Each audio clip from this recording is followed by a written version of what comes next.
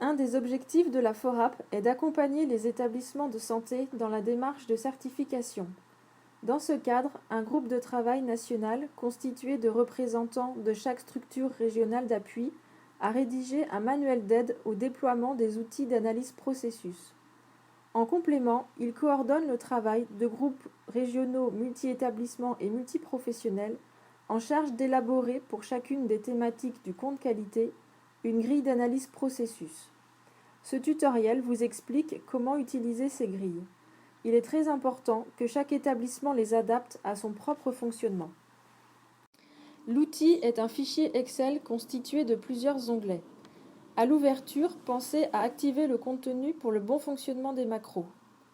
Les 3 premiers onglets contiennent les éléments nécessaires à la prise en main de l'outil et la description du processus sur lequel vous allez travailler.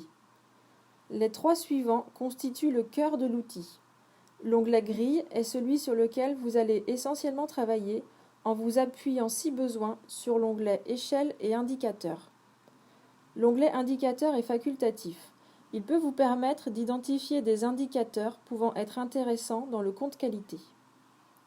Vous avez ensuite 3 onglets qui vont vous aider à prioriser vos risques et à communiquer sur votre travail grâce à des graphiques et des tableaux synthétiques.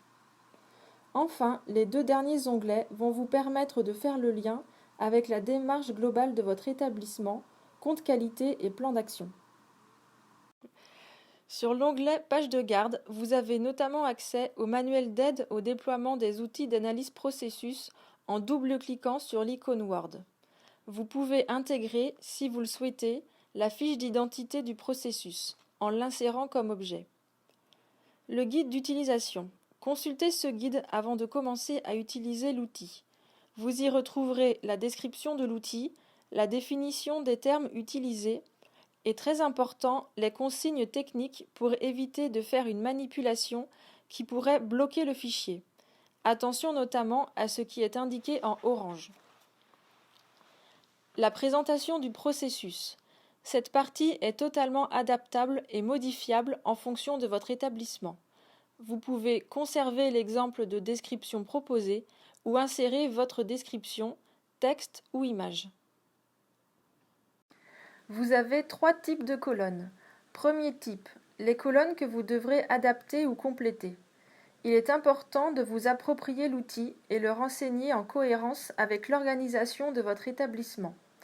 Vous ne pouvez pas supprimer les colonnes ou modifier leurs intitulés.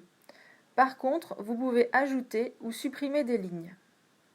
Deuxième type, les colonnes orangées qui se remplissent de manière automatique. Enfin, les colonnes facultatives, criticité pondérée, indicateurs et réflexion de groupe. Cette colonne réflexion de groupe pourra être reprise dans le champ analyse des résultats de chaque risque du compte qualité. Une fois que vous aurez terminé de renseigner votre grille, vous allez pouvoir générer les tableaux et graphiques qui vont vous aider dans votre analyse et votre priorisation des risques. Vous avez 5 étapes pour cela. Première étape. À droite de la grille, cliquez sur le bouton « Mise à jour du tableau ». Pour la deuxième étape, rendez-vous sur l'onglet « Synthèse ». Cliquez sur le bouton « Pour actualiser le tableau », cliquez ici. Cela va générer la liste des risques, défaillances, dysfonctionnements classés par domaine de risque. Le tableau sur l'onglet Synthèse Manip sera automatiquement généré au moment où vous cliquerez sur cette étape. Ce tableau Synthèse Manip vous permet de consulter la liste des risques et de travailler dessus en filtrant les données. Par exemple, vous pouvez afficher la liste des risques de la plus forte criticité à la plus faible criticité, ou encore la liste des risques ayant une criticité supérieure à 15.